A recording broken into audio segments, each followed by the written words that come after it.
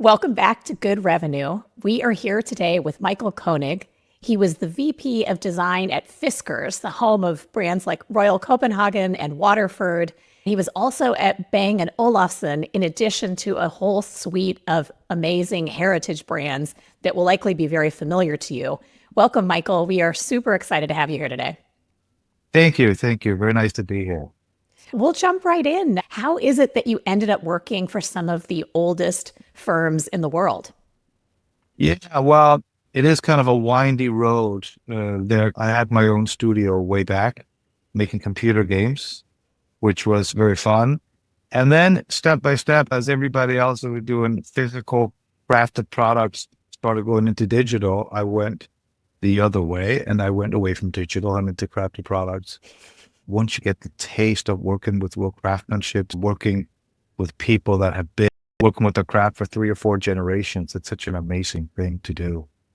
Yeah, especially in this modern world where we're so used to ephemeral products. So much of what we consume is just in the ether. And when we buy physical goods, they don't last that long or we discard them. So it is such an interesting and different perspective.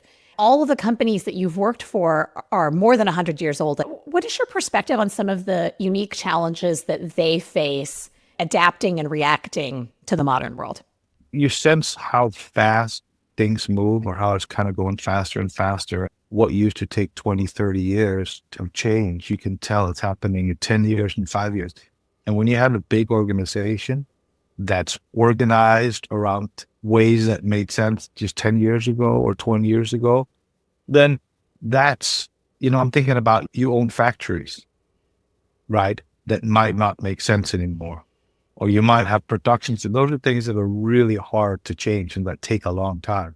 So those are like the whole supply chain, because some of these things, investments go back 50 years to a different time. That's one of the hard things. And another thing is the culture. Like there's a lot of emotions involved. People feel like, and rightfully so, they come in to protect the brand because so many times a new manager, a new leader has come in with a good idea and try to do something fast and maybe make a quick bucks. And it's only because people have kind of stood up for the hard choices over time, but the brand is still there. But every now and then you got to do those changes. And so the hard thing is always figuring out when do you actually need to just stop what made sense for 50 years and do something else. So it's getting that balance right. Is when do you actually change and when do you stay and respect that heritage that you've had? Part of your expertise has been in modernizing and adapting business models. And I know that you had some success with this with one of the oldest publishing houses in Europe. Can you tell us a little bit about that experience? This was Egmont, which is the biggest publishing house in Northern Europe. They do TV and they do a lot of publishing. It's quite a big company and they have a lot of rights. Or I worked in the kids sections, which is really big. And they had a lot of rights for publishing rights for Disney and Mattel and Hasbro and all these big brands that have a lot of IPs, but for publishing. So magazines and books. And we had to, this is, I'm going to sound old to date myself. This is kind of right around when the App Store came out. Mm-hmm. But basically, how do you take those IPs and turn them into something that makes sense, into business on online? And I think this is also kind of UX was kind of a new thing. So it was all mixed together. It's like you need to find a new business model because business models are a big part of the content that you make, right? So you need to find the right business model and the right content. And they need to make the entertainment, put it out and learn. None of us really knew how these things were going. And we got some great stuff, just trying out subscription-based models. How often do you push out new content? We got to try a lot of things out, but I think one of the big learnings was publishing is a local business. It is geographically contained. But all of a sudden, as the App Store grew, everything you do is pretty much an international competition. Right. And so all of a sudden, as new players came up, it became super, super competitive in a very different way. Lots of learning. It was a really fun time. It was great. I had a lot of the Disney stuff, so I was just doing a lot of fun stuff back then. Netflix's business model and their simple pricing was really inspirational to you in your thinking. Can you tell us about that? Yeah, exactly. Because, and I don't know what the time was like in the States, but the last 50 years, at least 60, 70 years, and there's been something called the Donald Duck Weekly Magazine, which is like the biggest Disney thing they have here, which is, yeah, you get a little magazine with old Disney cartoons in, and everybody used to read them. And one of my things saying, how do we use that IP on digitally? So we kind of made a Spotify for Donald Duck stories, where you could subscribe, and then we digitalized, and you kind of scroll through the whole archive, which felt like a really smart deal, because you got, at the price of one magazine, you got the whole archive. And so we were trying to figure out, how do you do the pricing? And what made sense was like one pricing for 1 month, then it gets a little cheaper per month if you buy 6, and a little cheaper if you buy 9 or 12. And I remember we spent so much time trying to figure all this out. And then a couple of months after, Netflix came out with first month free, then $9, you pay automatic, and you get all the content you want. And it was so simple. And it was that idea that I don't think that at that time we couldn't even think of something so simple. We couldn't even imagine that you could have something so simple. And it's just one of those moments that you just like, that just changed what subscription, that business model looked like in general, and how you pretty much make content when you have that kind of subscription model. And it was really fun to look back how those simple business model moments can change so much for content as well, and how people, what's a natural way to access content. It's so interesting you say that, because I totally agree with you. Something that is really unlocked when you're able to align that customer value with your product or your offer. It's almost like magnets. There's something there that is very interesting. Yeah, and it's not that often that those are so much up for grabs, right? Because there's little moments, right? There are little moments, particularly when technology, like the App Store, comes along and changes things.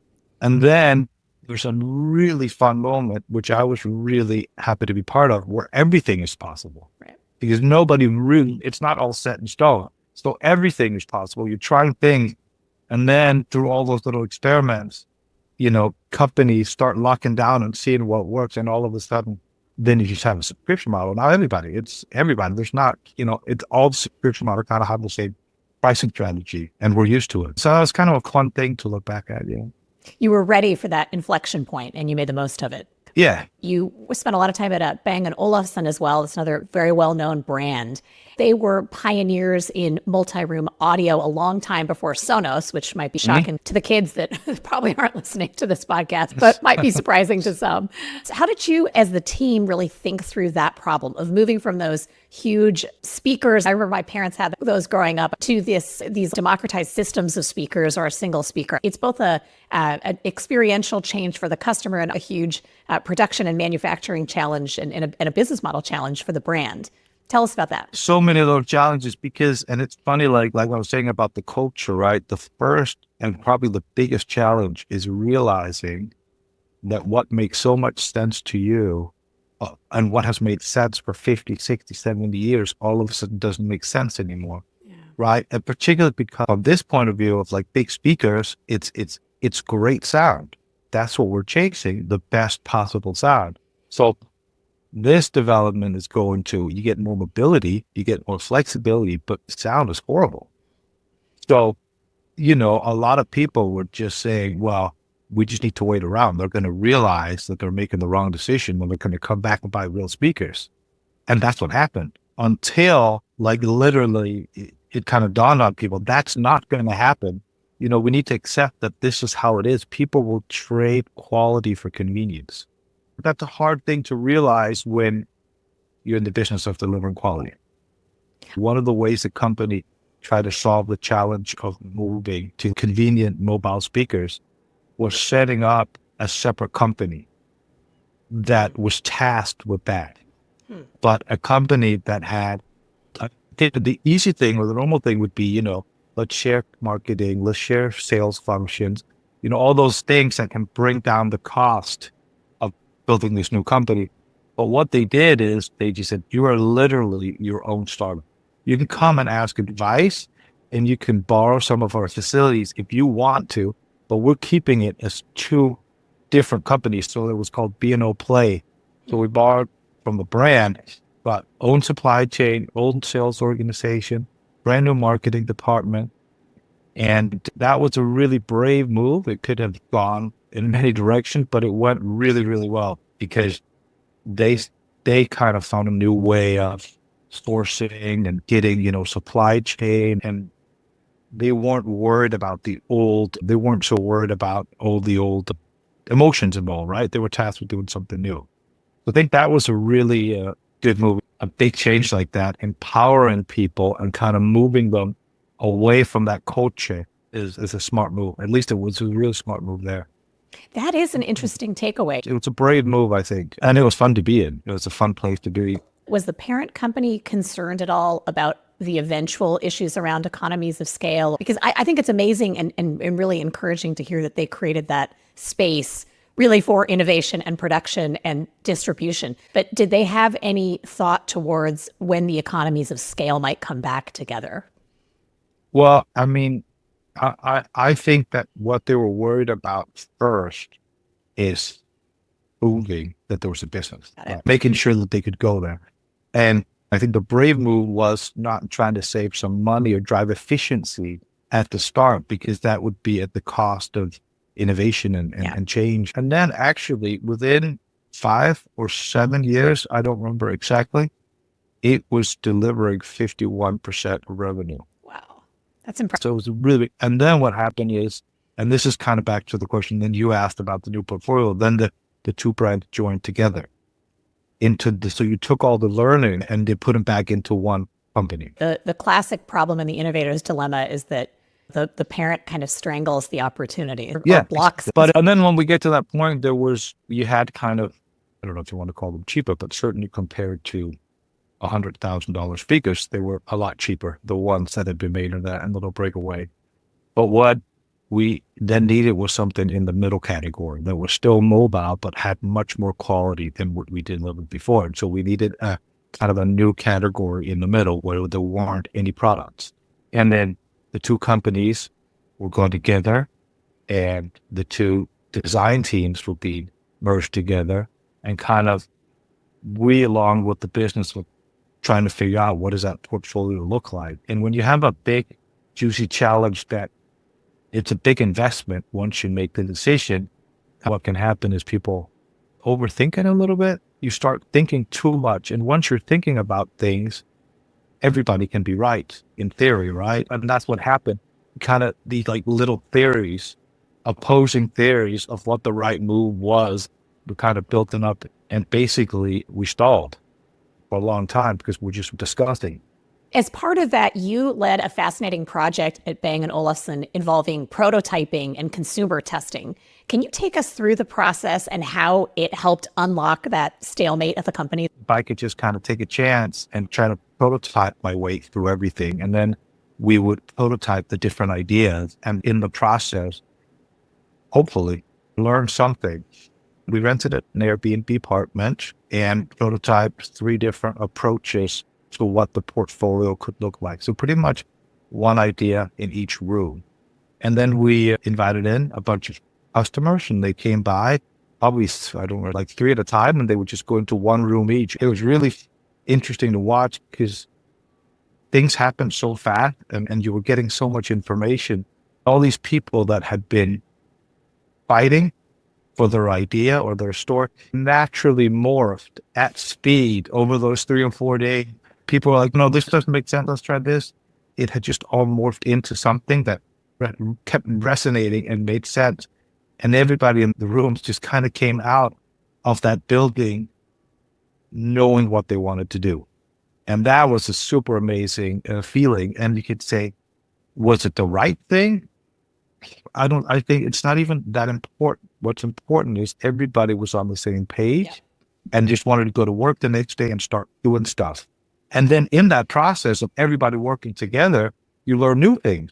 And then things just kind of but then you have that momentum. And that was a very cool moment. And a lot of great product came out of it that are still in the portfolio today. So it was a really fun product to have. point in time. That's such a cool story because it really did sound like it solved both your alignment problem, the momentum, and then eventually like the actual ideas that powered the company came out of it. It was a really cool moment. You have talked about the problem of the vanishing middle of the market. In the prior story, you were talking about how you were, trying to find a product to capture maybe some open space in the market.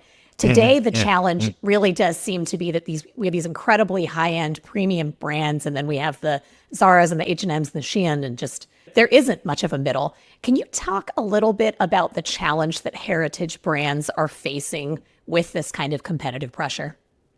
Yeah, it's happening from a lot of different points of view. Like you said, like Zara, in fashion, in interior, which a lot of the brands that I've worked with are in. You just get companies that are delivering at incredible speed, at scale, low price, but that have gotten good at design as well. So they're delivering value for money. And I think even a brand like Zara, they're building their actual brand experience. Their stores are nice. It's a good thing. You get a lot of experience and a lot of products for your money. So you get closer to the value of the middle, except the price in the middle is that much higher, right? But you're getting so that's certainly a challenge for a lot of those brands in the middle. And then at the high end, you have the luxury, the people that keep delivering exceptional experiences, and shoppers are just kind of buying at both ends, right? So you can go to Gucci one day and H&M the other day, and it still makes sense for that for consumers to mix and match, right? There's obviously some people that only shop at the top or only shop at the bottom, but people can easily go both ways. And when you do that, the middle doesn't deliver a lot of value. And particularly in Europe, where we have a long story, there's a lot of brands that heritage brands that are kind of in that middle segment that have always been there, right? Now with that new competition coming in, particularly at the bottom, it's getting squeezed. So there's just not enough room for everybody there. And I think it's tough. It's very competitive. And a lot of brands are just not going to be able to survive because there's not enough room. So the ones that kind of the strategy, at least that I've applied, or the kind of challenges that I think are interesting, are the brands that have the archives, that have the story, that have the craftsmanship that you can work with to elevate them to the luxury space. Or at least, premium, high premium, whatever up, away from the middle. And that's a super interesting thing, because you can go into the archive and get these old stories out and make them relevant through storytelling and branding and new products. You can build something exceptional that H&M or Zara or anybody delivering at speed can't. And that is kind of a journey that I think is particularly interesting to work with. And part of that sounds like the competitive differentiator then. Is it around that the offering has changed? What do you see as what's the value proposition there that's allowing these heritage brands to survive then, given the pressure? Well, uniqueness is, because everybody can go get Zara, right? Mm-hmm. And so pretty much you go to somebody's home and you can see it's still good, but like it's not original. It doesn't have a story. It might imitate a story. The designers might have gone through a design process to make it look old or to make it look patinated, right? But if you want something that's unique, that's handcrafted, that's taken time, that tells that story, then I think that's what a lot of people really value today. And that's why I think not everybody can afford to shop handcrafted products for everything. But then you find those unique things that make sense for you. And then you can kind of shop at other levels for the other things. But for some people, it's how you set your table. For other people, it's furniture. So you go high end with whatever makes sense for you, and more affordable other ways. And that way you're also kind of curating your home. But it's the same thing with fashion, right? It's the same thing with clothing. You might have the great shoes and then pants from somewhere else. So you kind of mix and match. So I think it's being able to bring that originality, story, craftness, uniqueness, and that's what you need to build it up around. People are really looking for those special moments too. And I think craftsmanship is one of them. I mean, we're in front of our screens all day. So to come home and just have a plate that somebody has hand painted, and it's been a tradition that's been alive for 5 generations, but it's still been done in a way that feels relevant today. That's been kind of a process. It still feel relevant today when you bring it into the home. Oh, absolutely. And I can Yeah. see how a lot of this has come together in your work when you were at Fiskars. You led design across 12 brands. A lot of those companies were really grappling with some of these issues that we're talking about. What were some of the key questions that you really grappled with when you were at Fiskars? Will you also just tell us what the big brands are? I gave 2 at the top, but some of our listeners may not be as familiar with Fiskars. Yeah. So the big question is just, how are we going to do this? How are we going to take these 12 brands that were kind of like stuck in the middle? Their challenge was that they were in the middle. They weren't like the wrong channels. There was too much on sale. There wasn't enough newness. We weren't telling the right craftsman stories to elevate. They're all European brands, but I think Royal Copenhagen, which does hand-painted porcelain and has 250 years anniversary this year. Wedgwood, which I think it definitely has fans in the US. Yep. Waterford also does, which is a hand-cut crystal. Then Itara, which does mouth-blown glass, super beautiful, a little more modern, mid-century kind of a modern, very, very beautiful stuff. Then they acquired while I was there, George Jensen, which is silversmith, silver jewelry. Beautiful really work. Yeah. Absolutely good. Flatware. And they have like 12 silversmiths working there full time that have been in apprentice for, I think, 7 years before you can actually work there. And I think all the places that I mentioned have craftsmanship on-site factories with people that have worked there for generations, where there's no books written on how to do these things. It's in the hands of the people that have worked there. So, for me, I came, yes. And then more brands. There was the Moomin, which is kind of a little different, which is this Finnish characters. Very cool. Some people will know them. And then there's some more brands in the line, like around ceramics and glass, some that are maybe a little less known or more regionally known. But it's all kind of the same story. Those around 200 years old, driven by craft, started by somebody who did some great innovation. And then they've all worked with great European designers and artists over the years. Given the breadth of that, these are just beautiful objects. They're just stunning. What were some of the strategic questions then? Was it operational around, you're trying to systematize the production? Is it around new product innovation? Is it around capturing different segments in the market? Probably all of these. What were some of those top areas that you were particularly focused on? The vision of like the very top level, what is the growth drivers? If it's not just doing another sale or getting into another mediocre channel to push more, because that's not really good. So where is that unique growth driver? That I think was the big question, where the unlock is kind of thinking about them more as luxury fashion houses that are driven by craftsmanship. And I think once you start using that metaphor, that analogy, then that starts answering a lot of the hard questions in terms of products out of certain channels, which is which might deliver volume but hurt the brand, right? So clean up all the channels, which was a hard one. Also, elevating products to tell bigger stories. If you're more kind of just pushing out individual products, trying to do it at speed, you're more efficient than you're creating impact. And that's one of the things, right? You need to elevate yourself. You need to play a different game. You need to play more of a branding game. You need to go from push to pull. So how you do that was one of the hard things. And these, from a design and product point of view, one of the things that we did is we went to work in collections. So instead of kind of dripping products out all the time, we did 2 big collections a year. So we did huge, kind of a pyramid. You did very well, high crafted, unique in, few products at the top.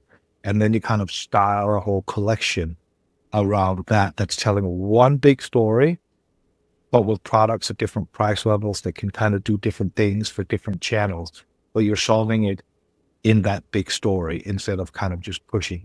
And that's a hard thing because you really need to reorganize a lot of things in your organization. And we went from having design work together to be in fully cross-functional teams delivering. So those are huge, those are very big changes to go through. And they certainly took a long time. And I think for me, one of the challenges I had was convincing people that it was a good idea because it came with risk, because there were other things that seemed to work, but came at a risk. For me, it was also trying to figure out how do I get so many people, so many brands. Like on paper, it feels like you can drive some kind of efficiency, but when you dive down, these brands are located in different parts of the world. They're just unique things that happen to be owned by one parent company, right? So it's not like you can just yell something out and the company gets it. These are really unique brands that have 250 years of heritage, proud people that are, third generation to do certain things. It's hard to change. So unlocking that, like getting that ball rolling was certainly a big challenge for me, at least. One of the choices was to keep these 12 design shops, right? These were all distinct. So what was it like to manage all of those studios? Well, you obviously can't. I mean, it's so big. So I think at the beginning, it was a bit, I think I had that feeling of that's my job. And I would kind of fly from one studio to the other and go there and say something, looking back, very kind of high level. Let's do this. But go through and then come back. And then everybody was doing what they always used to do and do something else because, it takes a long time to go all the way around. So it's really, once you start getting great leaders in, that things happen. So I spent a lot of time hiring some super amazing, both hiring great people, but, finding the talent, moving things around, getting great people on the teams and getting them to work together. And then one of the things I did is I went to the fashion houses in Europe, LVMH, etc., and got some great people there and brought them in to the studios as creative directors and people that knew that way of working, that had always kind of worked at that level. I brought them in. So that means there were people on site everywhere that kind of had the culture and knew the approach. And that's where things really started picking up. And then over time, kind of also influenced to doing the same thing on product management side, on business side, on the marketing side. So kind of getting some more people in there. So that kind of culture could then merge with the culture we had. And that's really where things started picking up. So then it's more about helping leaders lead the different brands than it is kind of managing the studios.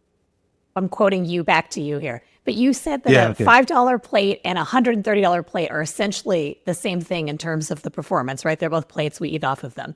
How did that fundamental realization actually affect your strategy for the brands?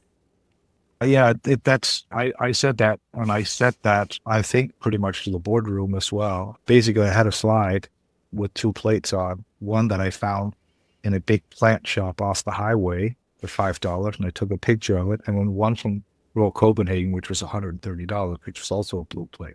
Beautiful plate. And it's like, beautiful plate, absolutely. But if you just put them up, and you say, these are plates Sure. that you can use to eat off. If you're trying to think utility, if you're trying to think of this as in Excel, if you're just trying to look for the efficiency, then that's the game you're going to play.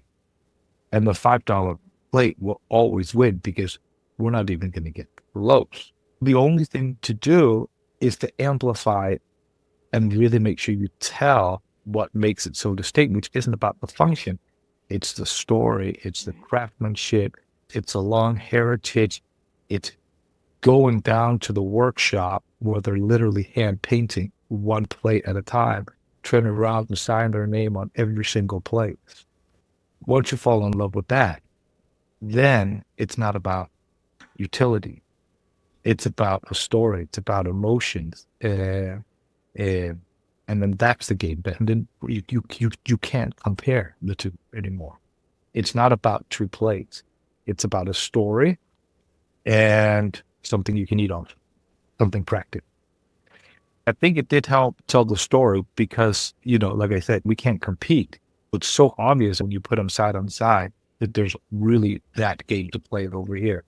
It's so interesting because we have a lot of tech companies where I live in California, and the emphasis on story, I think, is sometimes not as effective because ultimately the product is the same, right? They're not differentiated. You're trying to differentiate something that isn't.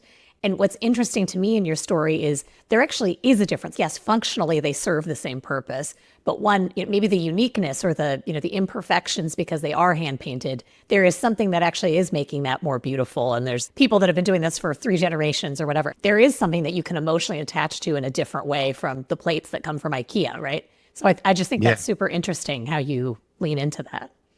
And the thing is, what does that look like in the digital world? You can't really talk about luxury UX because right? Because UX I can pick the same, I can just copy what you do for de minimis It just needs to be efficient. At the end of the day, it needs to be efficient, and then you can delight me with a little animation, but only if it doesn't get in the way of efficiency. Because if I'm trying to fill out a form, I don't want to wait 5 seconds for a little animation after I fill out every line, right? So for me, I think some of the ones that have done a good job though is Airbnb. Mm-hmm. So it's not luxury, but it is so because they really work with that trust issue, which is, again, it's not luxury, but it's such a soft value that it seemed impossible almost when they start out. But I think that they've done a really good way of trying to use design beyond performance or efficiency to solve like a very emotional challenge. So for me, that's still the best one, even though it's not all about luxury, but I think they've done a good job. And I think some of that is what they are. It's like a magazine, right? They need very good content. They need good content. So I know that they send out photographers. Yeah. It's a unique company in the digital world, I think. But I mean, back to the craftsmanship, that's what's so fascinating is that the conversation is so much about efficiency and speed that you forget that people are not that rational, right? No, we're emotional beings. Yeah. We try to think our way out of it, but we're not doing that very well. If you look at the choices that are being made, right, in terms of how people dress and all those things that make you actually feel good, they're emotional. And I think just kind of embracing that and just enjoying that and loving that and being in that space is a fun thing. Interesting thing to do. One last question then before we switch gears to what you're focused on today. One of the challenges that you surmounted at Fiskars was you had a pretty delicate process to navigate in terms of bringing design in-house in a lot of the brands that you were working with. And as I understand it, you had to manage rights issues effectively with external designers. Can you just tell us a little bit about that? What was that process like and what came out of that? Yeah, I mean, these brands have often come from production. They were experts in producing something with a material of the actual mouth-blowing part of glass or the painting of porcelain and getting it, without it melting at the high temperatures that it needs to get burned. Those are the things that built the company. Then these companies have been worked with artists. That's why they survived, and that's why they're great companies. Now they have great things. They've loved design and art, and so they brought an artist in and did a project, but they were still production. So that's the story. And when I came, it was very much a design management, right? We managed other people's design work. So the actual creative part was outside with external designers, and then you had to, more or less design manager, people working on more simple line extension part. We didn't have. So the whole organization becomes a very logical organization because you don't understand the mess and how hard it is to produce something that looks simple but is super unique. So for me, I wanted to bring all that inside. And so one of the things I said is that we're going to stop using external designers and we're going to start building real teams that have all the capabilities. The whole process of doing that takes a long time, both to hire the people and to get the structure and all that. One of the things that also meant is that you have brands where a lot of external people own a lot of parts of the brands or have a say. And so then you end up managing your product portfolio in terms of who did it. And sometimes it's the people, the designers that did it are dead, and it's the second generation family that owns it. The rights have gone. So it's a very messy thing. And therefore you can't really manage the whole brand portfolio as well. You can't tell big stories. You certainly have to go out and talk to a lot of different people. So it's very messy, and then you can multiply that by 12, right? So it's a very messy process, but also, again, an emotional process. Sometimes you get misunderstood that, like, I don't want to work with, or, we didn't want to pay the external designers, or we don't want to work with HR. That wasn't, people need to get paid for the great work that they do. And people are, except I just want the people to work inside for the on firm. The team. Sure. The firm. Yeah. So you get your pay and you're delivering. And if it fails, then it fails and we move on. If it doesn't, great. The company has an asset and we just, and we keep going. So for me, it was, I wanted the right to be able to manage the all the products as one brand. Sure. No, it makes sense. And not have little kingdoms. Today, you're applying all of this work to smaller companies, which is probably a really interesting challenge for you.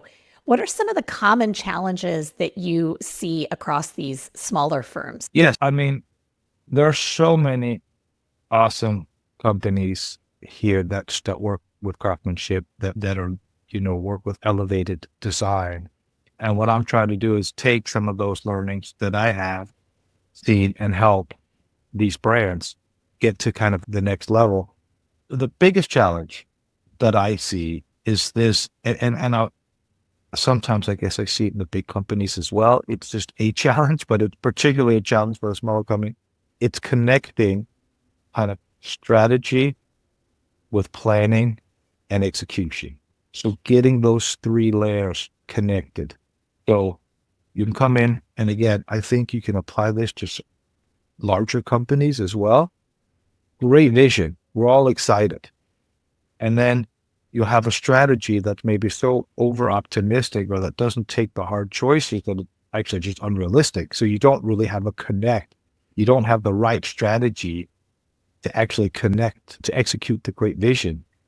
And then if you do, you can have really busy people that are just running in all kinds of directions, right? That aren't aligned, because that's just so hard. It's so hard, particularly if you have 1,000 people. So that idea of saying a vision with a great strategy that trickles down to a plan, and so that people are executing. So product by product, quarter by quarter, collection by collection, you're moving towards the vision. And then it kind of goes the other way as well, which is stuff happens, you're releasing things and you're learning in the market, and you're finding out that strategy is not going to work, and it can feed back up and correct the strategy, so that you then can correct and change what product you're coming out.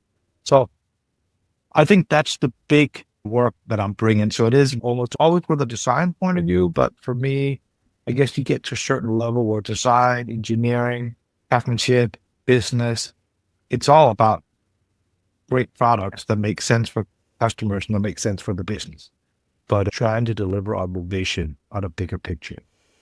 I feel like one of the hardest things with strategy too is saying no. I know I struggle with it. Yeah. Every organization I've ever been in has been a problem too. You have a couple of good examples of where you've been able to get one of your clients to know. Can you take us through how that has actually improved their strategic focus? Well, what often happens is people, over time, the portfolios get cluttered. Product portfolios get cluttered for a lot of different reasons, right? Bad ideas. You made the investment. You might as well get the little revenue streams that still come in, right? And then you might as well make it in blue and green if somebody in the markets wants that. And then there's another thing that somebody fought hard for because he or she thought it was the right thing, and now it's in the market, and there's a little bit of pride that's keeping it there. And so and there's sometimes when people just don't even remember why it's there. But so over time, it gets cluttered, and that confuses consumers. And that brings a lot of complexity up and down your system, right? And so you're spending your marketing money on a bunch of different things instead of focusing. So that's one of the things I kind of like to do, is go in and look at the portfolio and really focus on the top performers and remove. And that is often more of an emotional exercise than it is a rational or a business exercise, because if you look at it, it's almost always that you got, your 20% delivering close to 80% of your revenue. It's almost always, you're having a few, but there's a billion reasons for why people don't want to remove the long tail. So we looked at the numbers, we dug down for this company, we locked down, and it's exactly that. It was 20% delivering more than 80%. But marketing, it was evenly spread across all the products. So they weren't pushing the stuff that people actually wanted to buy. So, and in the process of removing, very few products, but then you can double down. They get more or less double the marketing, and then you can start styling and versioning those things that consumers already want, and then kind of doing different sizes, different, however you want to do to appeal to that audience. And I think the other thing is, in terms of branding and marketing, you can tell really big stories if you're not all over the place. So, but it's just, it was always an interesting process, because if it's rational, you can kind of predict what's going to happen, but then going through the emotional part, it's just about people. Can never predict people. You can never predict people. No, you just have to wait and see how it goes, right? So I think that was certainly an interesting project. It's super And cool. I see that happening a lot. Oh, absolutely. I relate to what you're talking about too, having worked in different fields. And I think in organizations of all sizes, right? Because these are very human challenges that you're helping people through. Yeah, exactly. I know one of the projects that you are working on or have recently worked on is actually close to home for me. Can you tell us a little bit more about the $1 million kitchen project in Utah and how that worked? And for the listeners, that's my home state. So I recognized those Utah mountains in a picture that Michael recently posted, which is really fun. But this is a very cool portfolio and vision for a really high-end market. Will you take us through that? It's a company here called cultivates, two Danish names, but it's what do you say names? Carpenters, furniture carpenter. Yep. That do they have cabinet maker. That's sometimes cabinet maker. I think you could, cabinet makers. And Denmark has a very deep tradition, right? We've done great furniture since the 50s. So there's a very strong craft tradition around that area. And so these guys are exceptional. And then on top of that, they have a very great taste. They built a very cool company, including the kitchen for the owner of Noma, that was the world's best restaurant for a lot of years, right? And so that really was a great PR thing. So that helped them get a lot of clients all over the world. They will fly out, they'll talk to them. Everything they do, whichever kitchen, whatever type of kitchen you do, is bespoke, right? So there is no mass production. So everything is like a long conversation where you get your personal drawing made for your room, for you as a person. And then they go back to the carpenter where they have these highly skilled people, and they build it, and then they ship it over and they set it up. And this one was then set up in Utah. And it's all about kind of that very kind of modernistic Scandinavian approach where we don't have a lot of decorations. It's not a tradition in the Danish furniture tradition to use decorations, right? It's very material driven, it's craft driven. So if you strip everything away, you kind of get the beauty in those few elements, those necessary functional elements. And I think they do that in just such an exceptional way. And they're so great at working with materials. And so we've been working with them also in terms of, the strategy into vision, the strategy into execution. And we're going to be doing some really fun things as well. And some new kind of services, bringing in different kind of services to help that high-end experience of building your own kitchen. You don't want anything in front of that, The object is so stunning that you don't want extra adornment or anything to distract from it, right? No. Very Scandi approach. Yeah, that's where a lot of us here are big fans. So just as we close out, what is something that you think everyone else takes for granted that you think is inaccurate? I think one of the things that I at least find myself often discussing with people is the value of speed, right? Because I feel like everybody wants to go fast at everything. And I think the kind of stuff that I work within, speed often comes at the sacrifice of quality. Quality is still hard to measure in the process, right? Like when you're working on something, do you really need 2 weeks to do that? Can't you just get it done in a week? And the timelines, it's just like, okay, I can have that in the market 2 months before and it can sell for 2 months. That's got to be a good business case. I feel like that's something, speed without the right direction. Oh, got it. So I feel like those are discussions that I'm often in, the value of speed. And I feel like everybody thinks so many people think it's good, just period.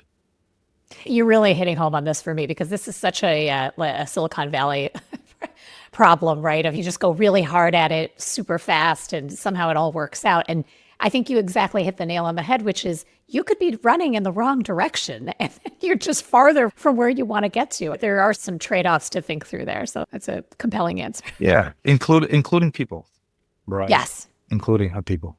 Yeah. It comes back to what do we value and reward and what is the timeline that, the time scale that we're looking at in terms of the answers to those questions, right? Because if it's only short term, then you will make very different choices that you will likely, I think, regret in the longer term, which is one of the themes on this podcast. It's something that comes up a lot. I'm passionate about it. I share your interest in this. It's been so wonderful having you, Michael. Our last question that we always ask people, what do you think that high performance organizations do differently from average performers? It is one of the big themes that I have in my work, and it's that ability to connect the different layers of the organization.